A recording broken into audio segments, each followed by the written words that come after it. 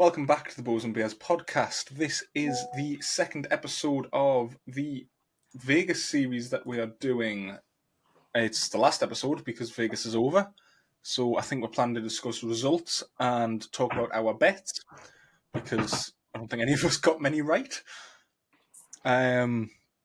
So first, should we talk about the bets we made and how far out we were? Ravo, you had them. Wow. So, first of all, what was the X count? Top X count, 89? Yep, 89. So you two got the X count right. I can't believe he let me down and he dropped an X. Him, Matthias, Mikey, everyone Still a dropped biggest record. an X. Is it? What, 89 X's? 89 X's, it was 88 before that, and I think that was Stefan. Oh, well. So then, how many shooting the maximum score? Have you got that on the... Yes. 29 plus the lucky dog. So 29 was the total. I went for 14. Chad went for 20. Dylan went for 32. Yes. So, I was the closest without going over, so I think I was I going to say bust, right? 32 is bust. It's not blackjack rules, sodges. And then the winners. So obviously Bodie won it. Yeah. With against a shoot off against Gerard. Yeah. How many ends did they go on the Inside Outs? I didn't pay for World Archery TV to watch it. I feel like I saw something that was saying like they went 2 or 3 ends Inside Outs, and it's just waiting. At that point, there was a lot of outs until Bodie got one in.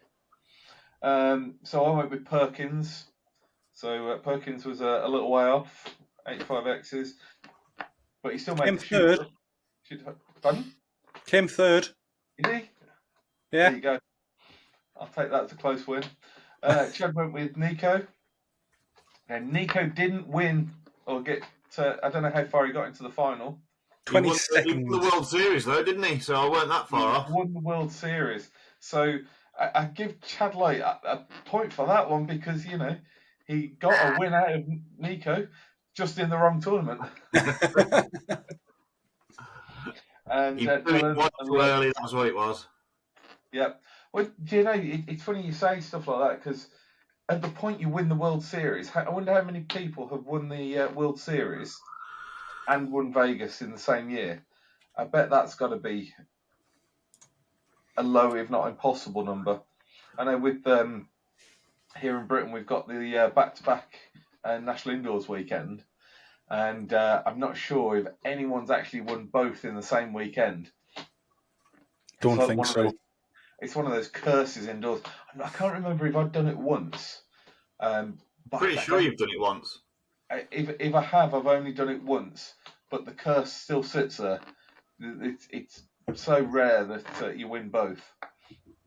I think Ella's done it probably more than most of us. Yeah.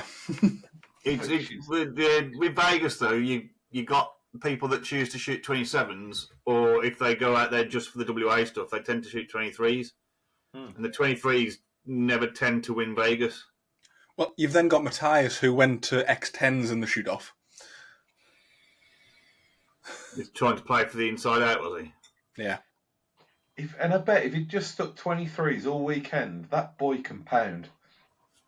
Yeah. You know, if he just took 23s all weekend, I bet he would have been so much better off. But, I mean... He still finished fourth, but... I'm going to say, he still knows what he's doing.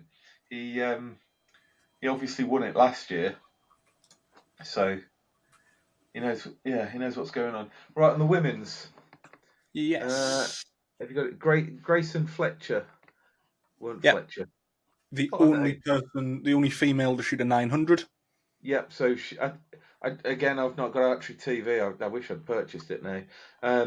But if she's the only one that shot 900, then there's no shoot off for the first place. No, there was a 13-way shoot off for second and third, I think. Yeah. Yeah.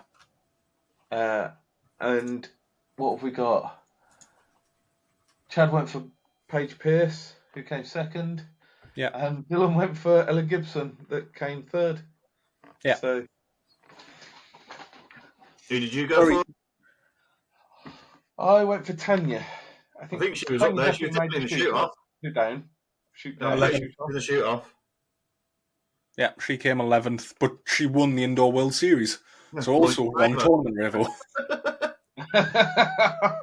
But I want to go back to this 900 shooters point before we go any further. I said 32 overall. There was one in the women's. There was one in the seniors, so that's 31. And I think there was a couple in the flights and the juniors, so I'm having that. Hold on. In the flights, you can't claim the flights. Hold on, I'm checking the rest of the results now. I'm pretty sure somewhere on this board it read championship. So for a podcast that you're listening to, Dylan's busily clicking away, trying to find out how we can make this up to 32. Yeah. Not be first. Backwards math, Dylan. Backwards math. Who made the lucky dog? I can never pronounce his name. Let me go and find it so I can phoneticize it. It's Otis or Ohas, because it's Ojas Diatole, the lad from India. Did we discuss a lucky dog and how people make the lucky dog? I don't think we did we? No, we probably should have talked about that before now. So for those that don't know, the lucky dog is the 8.99 shooter. So all the 8.99 shooters go into a shoot-off, and that's again a single arrow shoot-off, isn't it? Closest to the middle. And I think they do it in stages. I think they do big 10, small 10, inside out, closest to the middle. Do they do it that far? I know Kings if they need to, I think that's how they do it. Yeah. If they need to go that far. But then the lucky dog. I think they weed it down a little bit before they just go all out. The lucky dog can only get first place or out. To go back to it's first place, or he goes back to where he was. Yeah. In the rankings. I don't think it's in the rankings. I think it comes. Yeah, I think it comes top of the 8.99 still. Well, it still puts you in the 30s, doesn't it? Yeah. You don't get any further than first or end of the 900s, but he doesn't go back down because he would be joint 43rd and he's ranked 30th. So you do get a little bit of a jump, but not huge amounts. There's still no money there, I don't think. And I might be wrong. Look at the results money. Is it? There's only one lucky dog that's ever won. It's Sergio Pagni. Yeah. Sergio Pagni. I think Perkins got close one year. I think he got second, but obviously then got bumped down. Yeah. Which is, it must be heartbreaking. Like, must be absolutely heartbreaking. But it is the bane of the lucky dog. I mean, it's still an achievement to get that far, because 100%. Through your head, you know you've got to make it or bust. Yeah. There's no halfway house there. Going back to the prize money, 30th gets $550 after 35th getting out. Okay. Top 35 paid out. Top 10 or something in the championship. Top 35 and then top 20 for the women. Nice. So, and going back to it, there was a 900 in the flights, which makes 32. I was right. Blimey, I'm never playing Monopoly against you. I wouldn't. I'm terrible at Monopoly. Every rule to make sure I can win. So we were speaking quickly about amounts of ends in the shoot-offs. By the looks of the results, the men had 16 ends and the women had 4. 16? Yeah. There was the scores on here say out of 475. So there's something slightly amiss in there, but it's around 16 ends. So you're talking another over a round and a half. Nice. done at a very slow pace in front of a large crowd. Yeah, it was actually in a theatre this year. If everyone managed to see the stuff Vegas actually posted, it was in one of the live theatres, so all the seats were made to watch theatre shows, so it actually looked really good. They had the big screen above it and all that, but it looked terrifying. Proper squeaky bum moment when you're up there, like, if you're not used to it. Yeah. So, we'll move on to the compound seniors, as that's the next division that I've got. How did you count that one? I don't think we actually put any bets on that one, but... No. Oh, he counted that. He counted that 900 one, yeah. Yeah. Oh, I counted that one. Oh, okay. Yeah.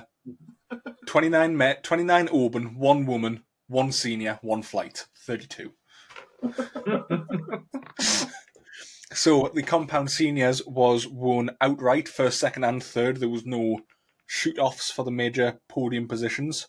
Grant Schleusner, that's probably butchered that name, sorry. You're not listening. I don't know why I'm saying sorry.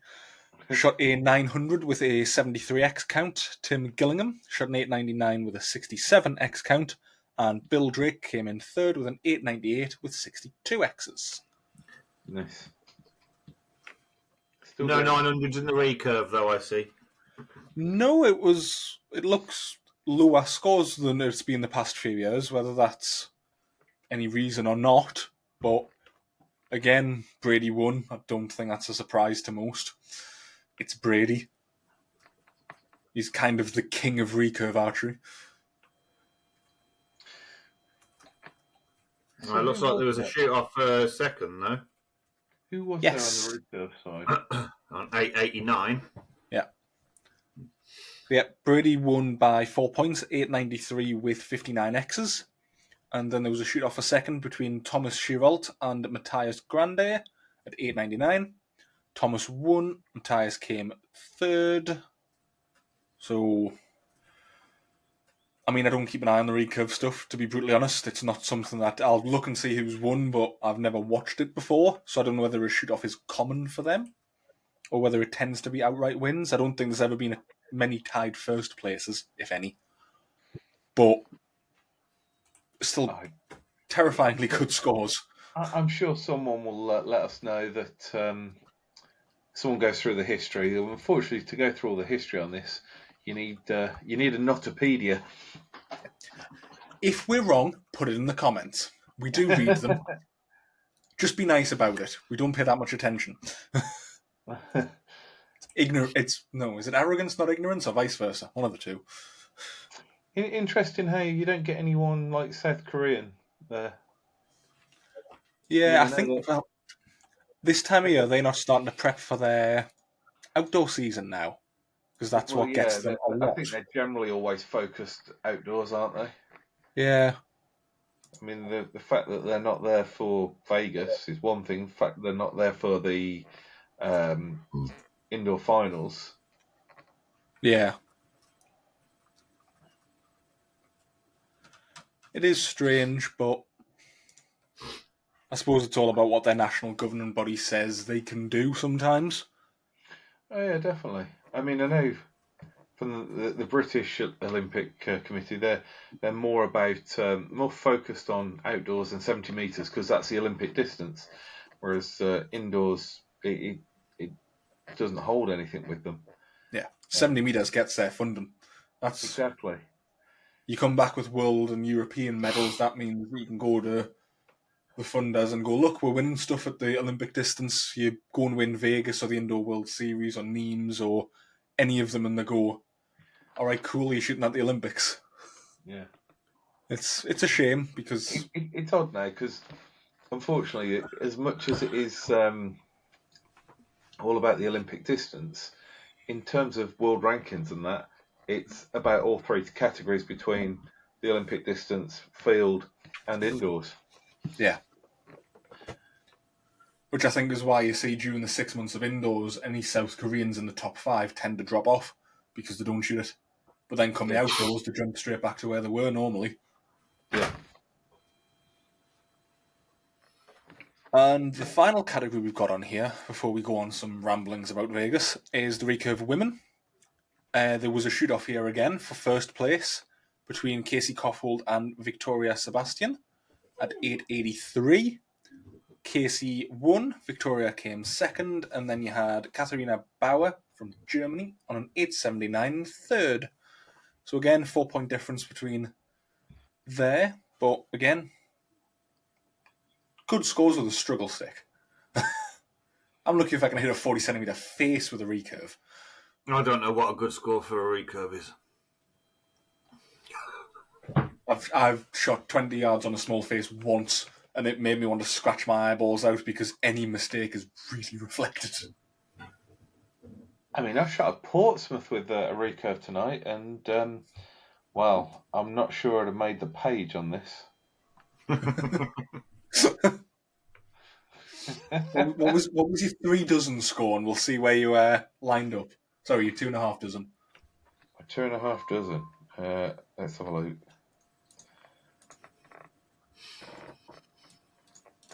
Two and a half dozen.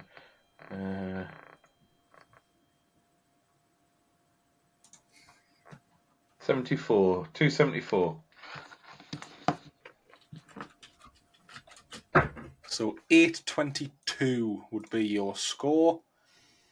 You'd be in 60th place. Yes. But Portsmouth are shot on the 60 centimetre face. So therefore, I reckon you'd probably shoot about a 750. which would put you in 67th. 67. A what? A 750? Yeah. See where that oh. Try that one again. We'll see where that gets you in the flight.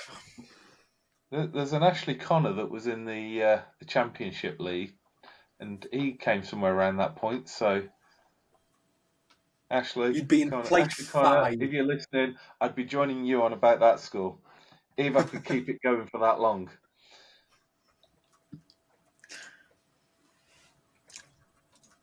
So, obviously, another thing to discuss is the new venue. We touched on it briefly there. Pardon me. Sorry for anyone that's got headphones on. That was probably disgusting. The problem with a beer while you're doing a podcast. Yeah. The second or third one.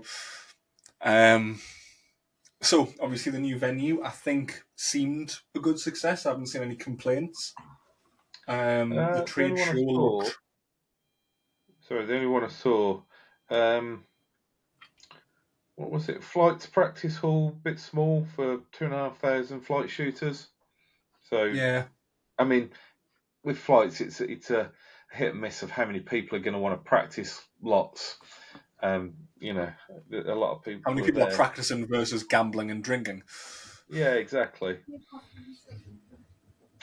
Finals venue. Don't take your backpacks. You're not allowed to take them in. So go empty-handed. Or your camera equipment. Yeah. No, Alan Convery, obviously I'm reading your post here. Now, Alan, I know, has been going to Vegas for years, and he loves it. So his social side of Vegas, 0 out of 10. Beer is very expensive. He's a tight Irishman. Shocking. And minimum bets were $15 per table. £15 minimum bet on the table. So, yeah. But the trade, he said the trade show was really good, and the championship and the finals field was all really good. So he rates it a bit. For reference, when we were in Colombia, we went to the local casino when we were bored because it was over the street. I think the minimum bet there was about 20p. I would like to say we went to the local casino, but we were completely teetotal. And, yes. Which was a shame because everyone was bringing us drinks and we had to say no. It's a perks of casinos. They bring you free things. You have to ask for a Coke or a water. I'm pretty sure the South Point where it was held previously, the minimum bets were like $1. So you did have the cheap tables. You had expensive tables, obviously, but a lot of them near where the bars are the cheap tables, so you can just have $1 bets and stuff. I don't think I'd want to go and bet 15. I'd just want to go and splash out some petty cash and hope I win something. Oh no! I go with, if you're going gambling, it's not about winning.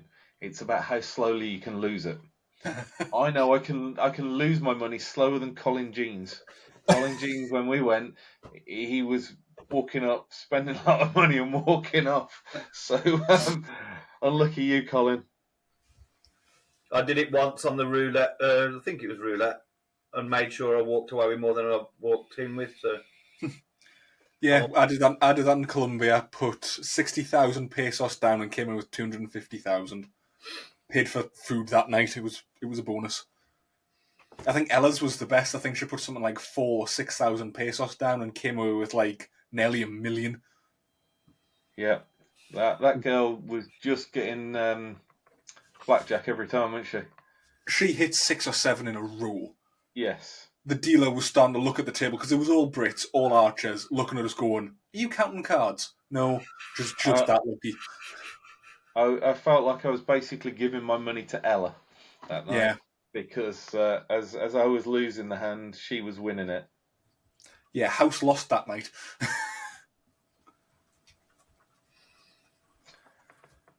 But yeah, so I think the new finals venue is definitely a bit more professional than it has been in previous years because it's a theatre. It's designed to be professional. From the footage I've saw of people sharing pictures and little snippet videos of people shooting, it was quite high-tech, really well lit. I think I saw a couple of people complain that the original screens up the top were dodgy. They weren't on a couple of times and then they'd flicker off and come back on, which when you're trying to watch a shoot off from 60 metres away probably isn't the best. I can't see my arrows at 20 yards, never mind someone else's at 60 metres. Well, this everyone that goes to a finals field, if you're in the know, unless you're out on the beer and the gambling afterwards, you take your binos with you.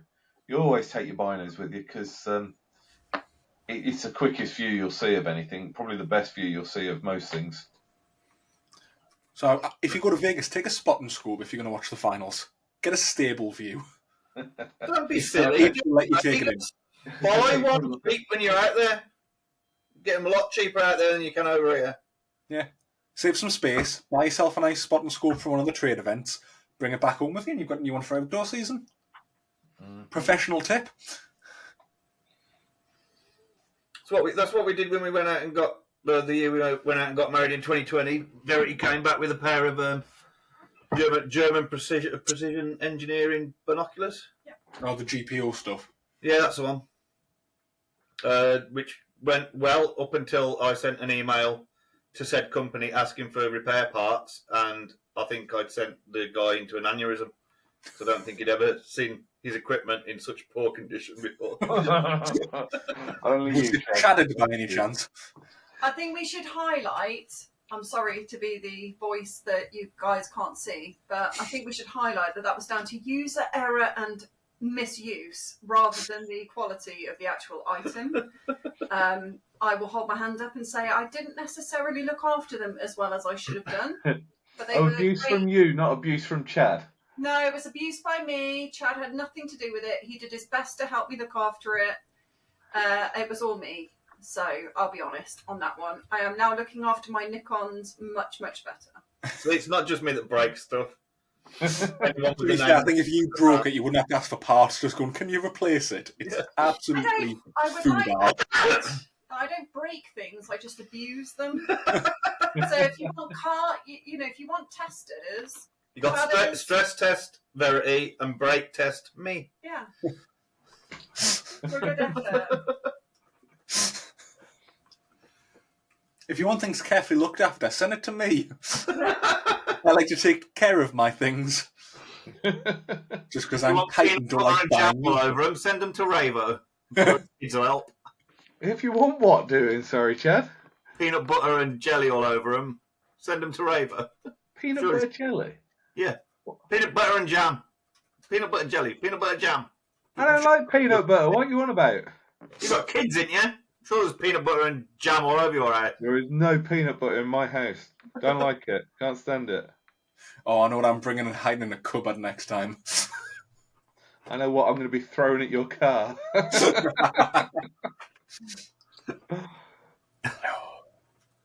Repackage it. Call it pate. He'll think it's pate and he'll put peanut butter on his toast. It's nut patty. That just sounds dodgy.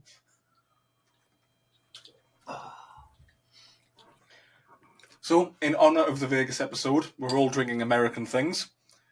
I have a Budweiser. Ravo has It's a Bud school Light. night, so it's a Bud Light. And Chad has coffee. Yeah, This is definitely. when we're recording on weeknight. We can't do proper beer reviews because everyone's up early the next day. And we don't record till 9 o'clock. Yeah, I'm up at 5 in the morning, so no beers for me. But you'll drink coffee. I wouldn't sleep if I'm drinking coffee this late. I have coffee dreams. It's awesome. I've just had a pizza, so I'm going to have cheese dreams tonight. I'll tell you that much. Do you know, sometimes, Chad, I don't need to know what goes on in your head.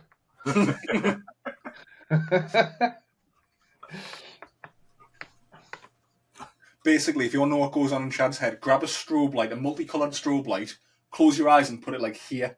For anyone that's listening and not watching, it's like right in front of your eyes. Just wait 5 minutes, that's what's happening. Yeah, that's the visual. If you want the audio, go and get one of them cymbal clapping monkeys. Turn to 100 and just constantly have that cymbal smashing in your eardrums. I'll do it. Oh. But to go back back onto Vegas, I'm going to say the day after Vegas, the day after the Vegas shoot, that is the time. Don't plan to leave early on the Monday. Plan to either leave late on the Monday or have a couple of days out there where you're not going to worry about the shoot. Go and see the sights. Best thing to do day after, go to the gun club. Go and shoot some big guns, isn't it, Chad? Yep, that's what we did. I saw one of the Welsh archers whose name's just left my mind. It's up here somewhere. It's Welsh. It'd be Reese Summit. He's Irish. Was it Stephen Edwards? It might have been Stephen Edwards. Someone that was over there from the Welsh side of things. I saw him shooting a Dragonov, and it made me very, very, very jealous. But that's it. There's on the Sunday night. There's so many different parties and so much going on. So many different people that are going out there and enjoying Vegas at that point. That it's great to go and join them. And I mean, there used to be the BCY parties, and I don't think I can't remember if I ever actually made it to a BCY party. Might have done on my first year for a little bit, and apparently they used to be really good. But yeah. Last time we went, it was Chad and V's wedding. Or if you see them together, call them charity. And right. But the first time I went, I think I got lucky because I jumped in with Chad. Chad, what happens with you and V? You don't need to tell us. She wasn't there. She wasn't there first time. You got lucky in Vegas without your wife. Yeah, I ended up tagging along with Skaz and Duncan and Whitey and got roped into the Doinker limo party. Yeah. I hear that was a bit of a mess. Yeah, Fireball. I didn't know what Fireball was. I know what it is now and I ain't touching it again. Oh, that's 2 drinks I know that I've got to bring round for you. Fireball and Rattler. Oh. Chad, we should have a Fireball Rattler night. I'm up for that. I like both. Which one makes me puke? Yes. No, it only makes you puke when you're trying to catch up. It also makes you not be able to stand up and all kinds of stuff. It's great. Not getting to Is this where your alter ego comes out? There was many things of Chad that night. None of them pretty. No. But yeah, no, there's definitely some good parties. And, lots of things happening. And Talk to people basically in Vegas, and you'll be able to find a party. It's a good experience. You've got to experience Vegas at least once. And the good excuse is to go and shoot your arrows, and then See, I said Vegas around that. I said next time I go out there, I'd like to go late so that you kind of get in just in time for the practice and go and shoot the rounds, but then try and stay a few days later so that you can do a little bit more, go and see the sights, go and see Old Vegas, because that is where you'll get the cheaper gambling if you want to go and do some cheaper gambling. Yeah, go to Grand Canyon and all that. I did the Grand Canyon the first time I was there, and that was good fun. But, I'm going to speak to a very small minority of people that are maybe listening to this podcast. I'd go and do all the stuff from Fallout New Vegas. Go and find all the bits from there as a colossal nerd that I am. Yeah. We did the Red Rock Canyon on horseback. That sounds cool. That's also part of Fallout New Vegas. Except it's a drug manufacturing den there. what? What are you trying to get people to go and do? I don't think it is in real life, but you know. This is a video game, is it? Yeah. Yes. Okay, a fairly old one now. I've got kids and like try and do archery. There's not enough hours in the day to do computer games as well. 2010, 15 years old, and it's still one of my favourite games. Fair enough. For any of the nerds listening that enjoy it as well, it is also where Fallout Season 2 is taking place, the new Prime TV show. Go and watch it. It's quite good. We're not sponsored. I just enjoy it. If you decide that it's too cold, too wet, too windy to go out and shoot, now that Vegas is done, it's going outdoors. But if it's too cold, too wet, too windy, go and play computer games or watch Netflix. It's the best training you can do, right? Yeah. Go and watch like Robin Hood. It's probably good for you somewhere in your mental game. Which one? The Disney one? That's Men in Tights. Men in Tights. Go and watch Men in Tights. Best one. And as you do, just think, Chad. Men in Tights or Prince of Thieves. Only two good ones. I went on Matt Arnold's stag do a few years back, and they dressed him up as Robin Hood in tights. But you're never getting that out of your head. No, not at all. Makes me feel thankful for what you guys dressed me up on my stag do now. I was going to say, it was almost as bad as Jimmy Savile, but Jimmy Savile still tops it. I'd rather be Jimmy Savile than Robin Hood, to be fair. And that's now on the internet forever. I mean, sure, that'll come back to haunt you in 10 years. Chad did make a pretty good Jimmy Savile. Not in the bad way. Not in that way. Is Ofcom for podcasts? Am I going to get... YouTube does actually use AI to listen through this and then put strikes in it. So we'll find out. If you're now listening, it means that YouTube did strike and I've just had to remove the conversation about Jimmy Savile. Sorry. If you listen to the whole thing, YouTube didn't care. Kind of worrying. I wonder how many times we can say that name before it actually goes no too much. It's a documentary. It's educational. It's fine. He was one of Prince Andrew's friends. It's fine. God.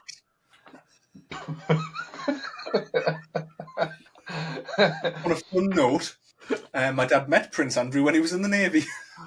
Oh, of course he was in the Navy.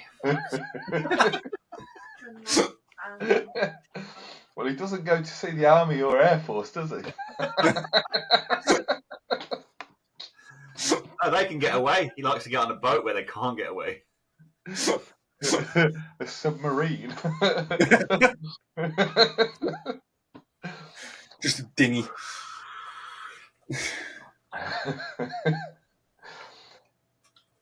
So, you got anything anything else to say about Vegas, or is this the rest of the episode just going to be us chatting bollocks? I've got to say, I think it's a school night. It's about time to cut it off. And, So I think we're done with Vegas now, aren't we, for another year? Yeah, I think we we've flogged done that with dead Vegas. horse. It's time to get your asses sorted, get your setup ready for outdoors, get your new strings on, get your blades changed over, get everything outdoors-ish, and go and suffer the wet, cold, and wind. I'm going to do a little giveaway because me and Jess are busy designing merch. Ooh. Send us a picture of you getting set up for outdoors on our Instagram or Facebook. And for 5 of us 3 and the 2 lovely executive producers, we'll choose a winner. And we're designing hats and t-shirts, so we'll figure out which one comes first. Where's my merch? I haven't got merch yet, otherwise I'd be wearing it. We're designing it. I definitely need a hat. Take away the glare, right? Yeah. Yes, you do. I only wear a hat because my hair's a mess. Yay! No, it's not today. All right, show off. Dinner. Yeah. Right, let's cut that episode there. Remember the giveaway. Right, Ravel, where can we find you? You tell us every episode, but we never listen. I'm right here in Leicester. You can find me at Hotshot Adam on Insta or Adam Ravenscroft Archery, which I keep looking at and trying to remember what the proper title is. But on Facebook, Adam Ravenscroft Archery. I post more there, archery related, than trying to friend me. So yeah, go with that. Chad. Carl 720x10 on Instagram, and if you give me a second, Facebook is Carl the Chad Richards Mybo Pro Staff, which is quite a lot long, and we probably need to change that, but that's what it is at the moment. I don't do Twitter because it's crap. Yeah, that's it. It's the 2 places. Chad, you might think that's long, but at least you're not surrounded by underscores. Dylan, over to you. And on that note, you can find me at Crow with the Bow Archery 2, all underscored between the words, because, Who had why Crow not? with the Bow Archery 1? Yeah, got hacked. I lost like 5 years worth of archery stuff on there and my original Facebook. You can find me on Facebook at Dylan Crow with the Bow Archery. You can find us, Bows and Beer, on Facebook, Instagram, YouTube, Spotify. We've stopped doing Podbean because their pricing plan is ludicrous. You can find us on Apple Podcasts, RSS, and now Patreon. We've had our first subscriber today on Patreon, and they will be getting some very nice exclusive benefits. So, Failing that, I think it's wherever you're listening to this now, just keep listening to it on that. Simple. Benefit, not friends with benefits. Just saying. Before you No, on FWB. you get like early access to episodes and you can come and watch us record live and see all the things that we have to cut out, which is a lot. You also get all the cut out segments, or some of them, some of the funny ones, not the ones where Chad just disappears randomly because his internet went. It's sorted now. We've sorted the internet, so I should be good from now on. I just need to sort a camera. Dylan's got me a mic. I need to sort myself a camera, and we're good. Microphone, because a couple of people have reported it sounds like you're eating while we're listening. Someone might be typing to my left. She might be working. Fortunately, we've sorted out Chad's cough. Yes, down the mute button. Sorry for anyone that Chad has deafened, scared shit out of, anything like that with his cough. Because I know that what was it, Kai? Kai used to turn around to me and said that Chad scared shit out of you while you were driving when he coughed. So we've sorted that one. Yeah, I apologise for anyone that listened to the Penny episode with headphones on at full volume. That was a long episode with a lot of coughing. There's even more that I cut out. Oh, and also, because otherwise my lovely, lovely missus will kick me, we have a TikTok now that she is uploading to. And, TikTok. You've got to be hip these days or something like that. Yes, it's TikTok. Yes, Jess is running our TikTok. What a girl. Message her about it, not me. Right. Good night, everyone. Bye. Rivo, say bye. No. By the Patreon, and you can see me waving. See you next episode.